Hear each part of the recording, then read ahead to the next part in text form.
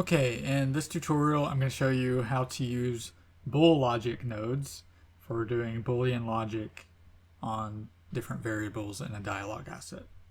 So to start out with, we're going to create a new dialog by going to Create, EasyTalk Dialogue, and then double click the dialog asset to create a new dialog. And we're going to create a entry and exit, and I'll just move these something like that.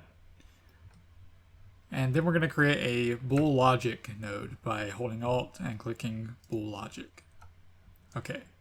The Bool logic node basically allows you to do Boolean logic on 2 Boolean values or 1 Boolean value in some cases. So you can do AND, OR, exclusive OR, NOT, and you can also just check whether a Boolean value is true or false. And then you can output the result to some other Boolean, either setting a Boolean variable or some other Boolean function. Or you can also change where the dialog flow goes to. So if the Boolean operation results in a true value, it will proceed down this true path. And if it's a false value, it will proceed down the false path. So I'm going to connect this entry to the Bool logic, and then we're going to create 2 convo nodes like this.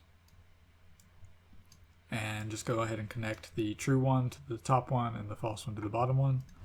And I'm going to just type the bool was true.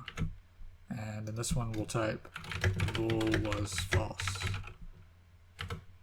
And then just connect them both to the exit. And you can see here that we don't have any values going into our Bool logic. So it's just going to be whatever the default is for this. But if we want to send values in, then we can create Bool variables. And we'll just call this Bool A and Bool B. Okay.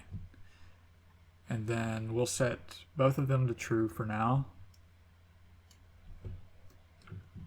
And I'm just going to uncheck reset on entry and then save this. And since they're both true, we should see it go to the bool was true here, since the Boolean operation, an AND operator on 2 true values, is true. So go back to the game view. We're going to set our dialog asset on our dialog controller, and we'll go ahead and try to play this and see what happens. Click play dialog. It says the bool was true. Okay. Now if I go back here and I change the value of this one to false, and then I play again, then we should see the bool was false instead of the bool was true, because the AND operator results in false. So we can also use this to perform all of these other operators, as I said before.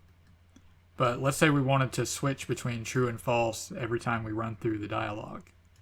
Well, what we could do is we can use a set variable node, and we can send this Boolean value of this logic output to the set variable, and we can change the value of this Boolean. So I'm going to choose bool B here.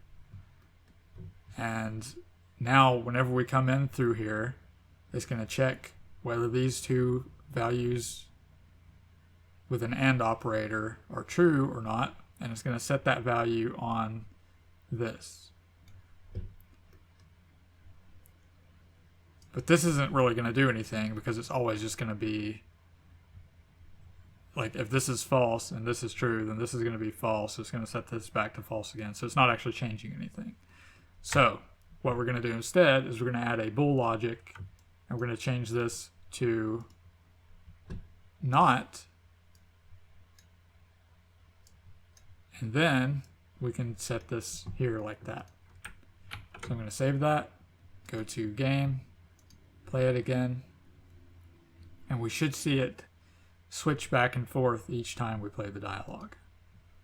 So it says false, and now it says true, and now it says false, and you get the picture.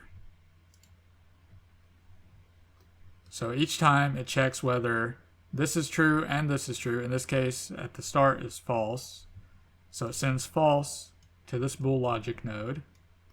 And since we're doing a not operator, then it sends true to set the variable on this variable to true. Now, when both of these are true, then this AND result is going to be true. So true comes into here. We're doing the opposite of that as the output because we're doing a not operator. So this becomes false, so it sets this back to false.